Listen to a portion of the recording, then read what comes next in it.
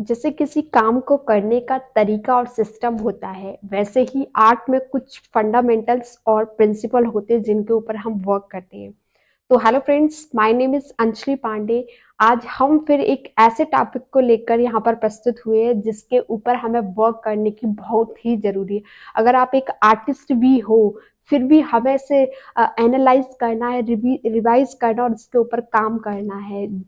जैसे कि अगर हम कोई घर बना रहे हैं तो घर की अगर नींव भी अच्छी नहीं होगी तो हम उस घर को कैसे अच्छे से स्ट्रक्चर कर पाएंगे। वैसे ही अगर हम आर्ट के फील्ड में जाएं तो अगर हमें उस ड्राइंग को बनाने की प्रिंसिपल और फंडामेंटल ही नहीं पता तो एक आर्ट वर्क भी अच्छा नहीं बन पाएगा।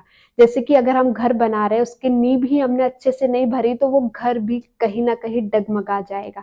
वैसे ही आर्ट में अगर हमने अच्छे से ड्राइंग में फंडामेंटल्स और प्रिंसिपल नहीं यूज किए तो वो भी डगमगा सकता है। तो आज हम एक ऐसे टॉपिक पर बात करेंगे, आई होप आप समझ ही गए होंगे, जिसका नाम है फंडामेंटल। फंडामेंटल हमारी ड्राइंग में क्यों इंपॉर्टेंट है, क्यों इतना मैं कहती हूँ कि फंडामेंटल पर काम करो। क्योंकि वो हमें एक राइट डायरेक्शन देता है ताकि हम किसी भी चीज को परफेक्ट तरीके से बना पाए। क्योंकि क्या है, जब भी हम कोई काम करते हैं तो उसका भी एक सिस्टम होता है, वे होता है उस चीज को बनाने का, समझने का। वैसे ही हम आर्ट में अब फंडामेंटल यूज करेंगे। तो चलते हैं अपने फंडामेंटल पर। जैसे कि किसी हम घर का एक एग्जांपल लेते हैं। तो अगर हम कहीं घर खरीदने गए या कोई चीज देखी तो सबसे पहले वहां पर हमने घर पे उसका स्पेस देखा। जब हम एक कोई घर बनता है तो वहां पर स्पेस रहता है। कोई फील्ड हम खरीदते हैं जो खाली रहता है, उसमें कोई भी किसी भी प्रकार की चीज नहीं बनी होती है। तो किसी फील्ड में का सिंपल वहां पर खाली जगह है। तो उसके बाद आता है, फिर हमने बनवाना उसे शुरू किया तो कुछ बिल्डिंग्स खड़ी करी।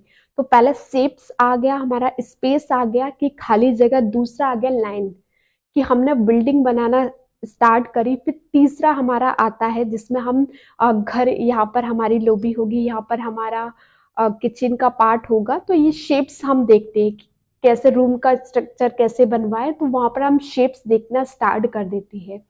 फिर उसके बाद हम देखते हैं कि फॉर्म देखते हैं कि कितना मुझे राउंड करवाना है, कहाँ मुझे 3D फॉर्म में लेना है।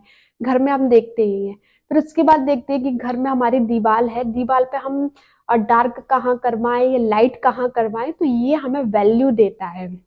तो फिर जो पांचवा रहता है, फिर हम कलर करवाते हैं। यहाँ हरा कलर करवाना है, इधर पीला कलर करवाना है, इधर नीला कलर करवाना है। ये कलर के पार्ट में आ जाता है घर में। फिर हम सोचते हैं कि इसका स्मूथ स्ट्रक्चर रखें या इसका हार्ड रखें, तो ये स्ट्रक्चर में आता है। तो सेम यहाँ पर भी आर्ट में भी ये 7 फंडामेंटल्स होते हैं जिनके ऊपर हमें वर्क करना करना होता है। मान लीजिए आज एक खाली पेपर है। खाली पेपर उसे स्पेस कहते हैं। स्पेस में हमने लाइंस की, लाइंस कोई भी हो सकती है। स्मूथ लाइन हो सकती, खुरखुरी लाइन हो सकती, डार्क लाइन हो सकती है, कुछ भी लाइंस हो सकती। लाइन होनी चाहिए, रेखा। दूसरा हमारा तीसरा हमारा आ जाता है शेप्स। शेप्स अगर हम कुछ भी चीज की प्रैक्टिस करें तो लाइंस की साथ साथ हमें शेप्स भी देखते हैं। जैसे कि अगर हम स्टील लाइफ बना रहे हैं तो उसमें छोटे छोटे शेप्स पे बना रहता है, उसका बोतल का ढक्कन कैसा शेप्स देख रहा है। या हम कोई स्टील लाइफ में कोई फेस्टिवल को लेके चल रहे हैं तो मूली का शेप्स क्या है, बैगन का शेप्स क्या है।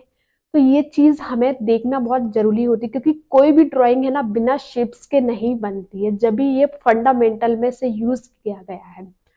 चौथा जो आता है फॉर्म। जब हम कुछ चीज बनाते हैं, कुछ चीज डार्क 2D में है तो वो 3D में, जैसे मेरा हाथ है ये फ्लैट आपको लग रहा है यहाँ से, ठीक है। अब ये 3D में जा रहा है, ये थोड़ा राउंड हो रहा है यहाँ से। अगर ये नहीं सीधे सीधे होता, ये 2D होता, ये 3 डायमेंशनल हमें दिखा रहा है। तो सेम जैसे आप ये पिक्चर पे देख पा रहे होगे, तो ये एक 3D फॉर्म में 2D हम करते हैं, 3D फॉर्म में अभी दिखाई दे रही होगी क्योंकि इसमें 3 डायमेंशनल हमें देख पा रहे हैं इसमें। फिर उसके बाद आता है वैल्यू। वैल्यू में हम देखते हैं कि कहाँ किस चीज को डार्क करना है, किस चीज को हमें लाइट करना है। तो ये वैल्यू कहते हैं जिसमें हम यहाँ पर काम करते हैं। फिर उसके बाद आता है कलर। जब हम वैल्यू को समझ लेते हैं कहाँ डार्क देना, कहाँ लाइट देना, फिर उसके बाद कलर हम फिल करते हैं कि मुझे यहाँ पर डार्क कलर करना, यहाँ पर मुझे लाइट कलर करना। जैसे कि इस पर देख पा रहे हो कहाँ डार्क है, कहाँ लाइट है। फिर उसके बाद आता है स्ट्रक्चर की, क्या मैंने स्ट्रक्चर यहाँ पर स्मूथ करना है, यहाँ खुरखुरा करना है। तो ये 7 फंडामेंटल्स होते हैं जिनके ऊपर हमें वर्क करना बहुत इंपॉर्टेंट होता है, और इसी से ही पूरी हमारी ड्राइंग तैयार होती है। हमें डे बाय डे इस पर काम करना होता है, अपनी लाइंस में काम करना होता है, अपनी लाइंस को समझना होता है, अपने शेप्स को समझना होता है, फॉर्म को समझना होता है, वैल्यू पर काम करना पड़ता है कि कैसे क्या करना है। जैसे कि ये हाथ है, वैल्यू की बात करें तो यहाँ आपको दिख रहा होगा डार्क है, यहाँ डार्क है, यहाँ लाइट पड़ रही है, यहाँ लाइट पड़ रही है, ये चीज डार्क के पार्ट में जा रहा है पूरा।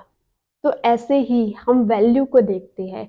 आने वाले चैप्टर पे हम बात करेंगे कि कैसे और डेप्थ वे में वैल्यू को जान सकते हैं, कैसे कैसे और काम कर सकते हैं। तो आई होप ये चीज आपको समझ में भी आई होगी, और अच्छे से इसकी प्रैक्टिस कीजिएगा, इसके समझिएगा, अपने रिवाइज कीजिएगा, और बेहतर तरीके से अपना काम कीजिएगा, आर्ट वर्क बनाइएगा। धन्यवाद। इसी से हम अपने वीडियो को समापन करते हैं। Thank you.